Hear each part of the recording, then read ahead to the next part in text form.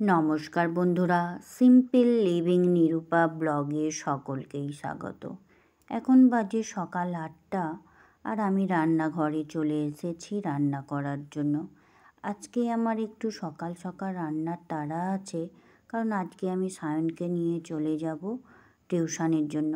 আর এখানে আমাদের বাজারে মা কালীর মাটি উঠবে, সেই জন্য সায়নের বাবাও খেয়ে বেরিয়ে পড়বে।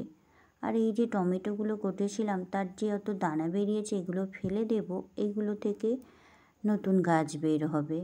আর এইদিকে আমি করে নিচ্ছি ছোট আলুর দম, যেগুলো আমি সেদ্ধ করে রেখেছিলাম। এটা দিয়ে একটা আলুর দম করে নিচ্ছি সকালবেলা মুড়ি খাবার জন্য। আর এখানে দেখতেই পাচ্ছেন রায়বাবু আর সায়ন মুড়ি খেতে বসে গেছে আলুর দম দিয়ে। আর সায়নের বাবা বাজার করে চলে এসেছে, সেই একই জায়গায় বসে টিফিন খাচ্ছে। আর এদিকে দেখিয়ে দিই যে সায়নের বাবা কী কী বাজার করে নিয়ে এসেছে: ফুলকপি, বাঁধাকপি, ঢ্যাঁড়স, বিম কড়াই ও শিম। আর এই যে লম্বা লম্বা বেগুনগুলো ভাজা করে নিচ্ছি। সায়ন তাড়াতাড়ি করছে যে আমাকে একটা তাড়াতাড়ি ভেজে দাও, আমি মুড়ি দিয়ে খাবো, তাই একটা ভেজে ওকে দিয়ে দিচ্ছি। আর এদিকে করে নিচ্ছি গুঁড়ো আলু ভাজা। এতে আমি নুন, হলুদ ও লঙ্কা গুঁড়ো, জিরে দিয়ে ভালো করে ভেজে নিয়েছি। আর এদিকে করছি আমি সবজি ডাল দিয়ে করার জন্য এই যে মুগ ডালগুলো প্রথমে কড়াই একটু নাড়াচাড়া করে ধুয়ে নেব, তারপরে ডালটা করব।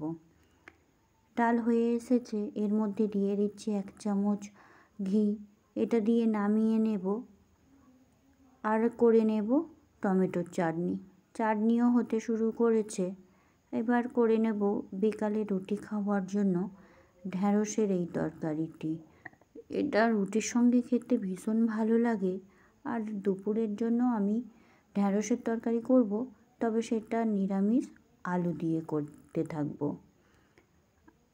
এটা বিকালের দিকে খাবে। দেখুন আমি কিভাবে এই রান্নাটা করি।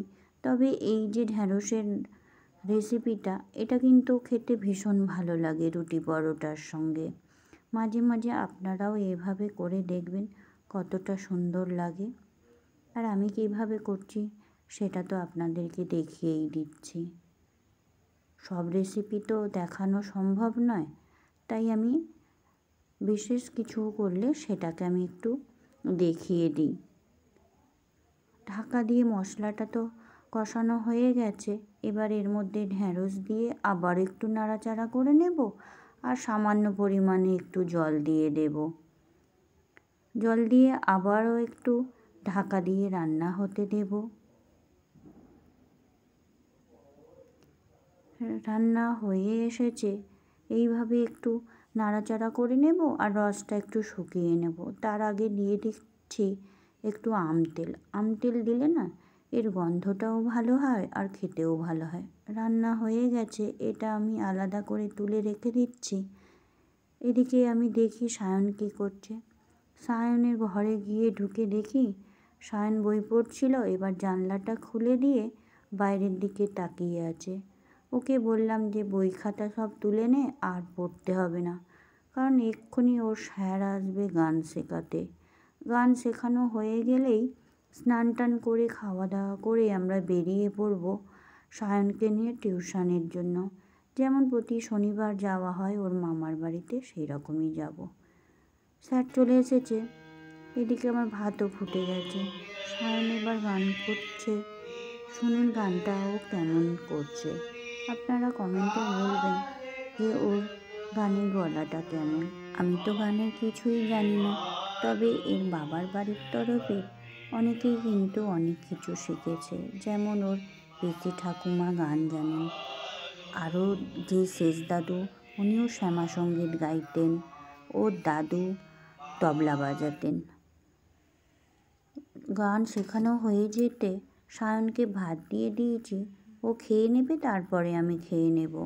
খাওয়া দাওয়া সেরে আমি এবার যাবার জন্য বেরিয়ে পড়েছি। আর আমাদের যে সামনেই কালী মন্দির আছে, সেখানে আজকে মাটি তোলা। এখানেই আমি প্রতি বছরই দেখতে আসি, তবে এবছরে থাকতে পারবো না, সেই জন্য আমি শুধুমাত্র দর্শন করেই চলে যাব। আমি আপনাদেরকে একটু সামনে থেকে দেখিয়ে দিই, এখানে মাটি তোলায় কিন্তু প্রচণ্ড পরিমাণে ভিড় হয়। আর এখানে হরি লুটও দেওয়া হয়, যে যেমন মানত করে সেই হিসাবে পুজো দেন। এবার সায়ন চলে গেছে একটু দর্শন করতে, ওখানেও একটু প্রণাম সেরে নেবে। আর ওই যে দেখতে পাচ্ছেন গাজর কালারের পাঞ্জাবিটা পরে আছে সায়নের বাবা, ও আসার সময় একটু ওর বাবাকে বলে আসবে যে আমরা চলে যাচ্ছি। ওই জন্যে ওই দাঁড়িয়ে আছে, ওর বাবা একজন ভদ্রলোকের সঙ্গে কথা বলছেন। ও কথা বলে বেরিয়ে আসছে। আর এদিকে বারোয়ারির এই যে মাটি তোলার জন্য সবাই প্রস্তুত হয়ে গেছে, বেরিয়েও পড়ছে। কারণ আমরা তো বেশিক্ষণ থাকতে পারবো না, তাই একটুকুই আপনাদেরকে দেখিয়ে দিচ্ছি। এতেও প্রচণ্ড ভিড় হয়, মানুষ কত জড়ো হয় শুধু মাটি তোলা দেখার জন্য। দেখতে পাচ্ছেন কত বাচ্চারা সেজে বসে আছে। ওরা এলে আবার ওদেরকে টিফিনেরও দেওয়ার ব্যবস্থা আছে। আর এই মাটি তোলার খরচাও হয় প্রচুর। আর কালী পুজো সামনেই আসছে, সেটা হবে চৈত্র মাসে।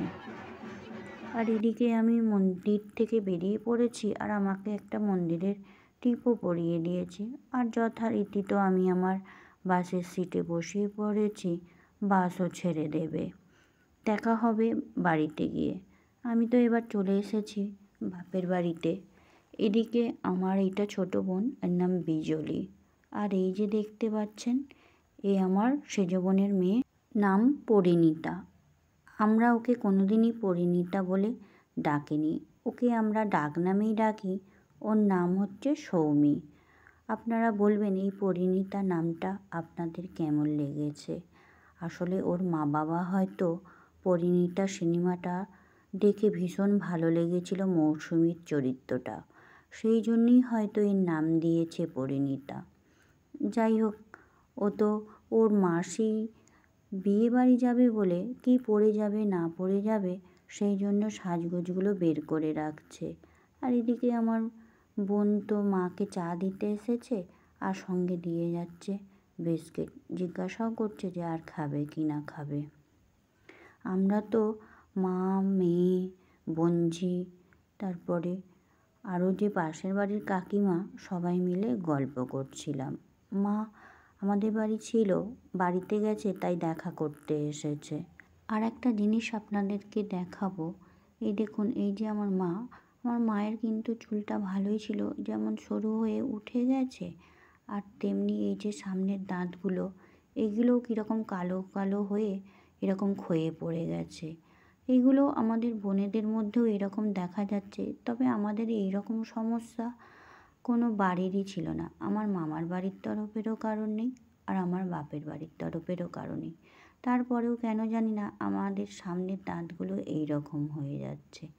এদিকে আমার বিজলি বোনকে কিছু বলেছে, তো একটু হাসাহাসি করছে। এদিকে সায়ন তো পড়তে বসেছে, স্যার এসেছে। আর অন্য বোন বউ পড়তে বসেছে অন্য ঘরে, তারও 5 তারিখ থেকে পরীক্ষা আছে। আমার বোনঝিকে আর বোনকে বললাম চ আমরা একটু ফুচকা খেয়ে আসি। আমরা তো এই শেষ সপ্তাহ যাচ্ছি, আর এখন আর বাপের বাড়ি যাব না, একেবারে মাকে একেবারে দিতে যাব। আর আমার বোনঝিকে বললাম একটু আমার ব্লগে হাই করে দাও, ও একটু হাই করে দিল আপনাদেরকে। তাহলে চলুন আমরা একটু ফুচকা খেয়ে আসি, আর আমার বোনঝি বাড়ি চলে যাবে। পরের দিন সকালবেলা আমরা খাওয়া দাওয়া করে বেরিয়ে পড়ছি। এদিকে কাকাকে একটু প্রণাম সেরে নিলাম, কাকা একটু ব্যস্ত আছে একটু কাগজপত্র নিয়ে। এদিকে আমার মাও আমার সঙ্গে চলে আসবে আমাদের বাড়িতে, ওই জন্যে কাকার সঙ্গে একটু কথা বলে নিচ্ছে যে আমি আসছি। এদিকে আমার ভাই খেতে বসেছে, এটা আমাদের বাপের বাড়ির বাগেদের একমাত্র ছেলে। আমাদের বাড়িতে প্রচুর মেয়ে, যেমন আমরা 8টা বোন, আর বাড়িতে এই ভাই আর আমার 2টো দাদা থাকে, তারা আমার পিসির ছেলেরা। আর এই দেখুন, ওপর থেকে সায়ন পাস্তাটা এমন মাসির হাতে ফেলেছে, আর সব ফেটে পড়ে গেছে। এবার দুজনে মিলে কুড়ুচ্ছে, বলছে এইগুলো আর নিয়ে যেতে হবে না, ফেলে দে, তবে কুড়িয়ে নে। এদিকে মা দেখিয়ে দিচ্ছে দেখুন আমার কাকিমাও চলেছে রান্নাঘরের দিকে, আর এদিকে ও বোনপো আর মাসিতে মিলে করুচ্ছে। যত বোনপো বোনঝিদের আবদার শুধু এই মাসির ওপরেই। ওই যে বোনঝিটাকে দেখালাম, এই আমাদের বাড়ির সবথেকে বড় নাতি নাতনিদের মধ্যে। আর এদিকে আমরা সবাই রেডি হয়ে গেছি বাড়ি ফেরার জন্যে। আর দেখুন এই যে ব্যাগটা হয়েছে কত বড়, এটাই আমার সেজ বোন মায়ের জন্য ফলমূল আর বিস্কুট হরলিক্স এইসব পাঠিয়ে দিয়েছে, সঙ্গে দিয়েছে ডিমও। এই যে মা আর একটা ব্যাগ বার করতে যাচ্ছে, সেটাও ভর্তি হয়ে আছে। আর কাকিমা রান্নাঘর থেকে একটু এই ঘরে ঢুকবে, মা চলে আসছে। আমরাও এবার বেরিয়ে পড়ব বাড়ির উদ্দেশ্যে। ব্লগটা এখানেই শেষ করছি, দেখা হবে একটা নতুন ব্লগে।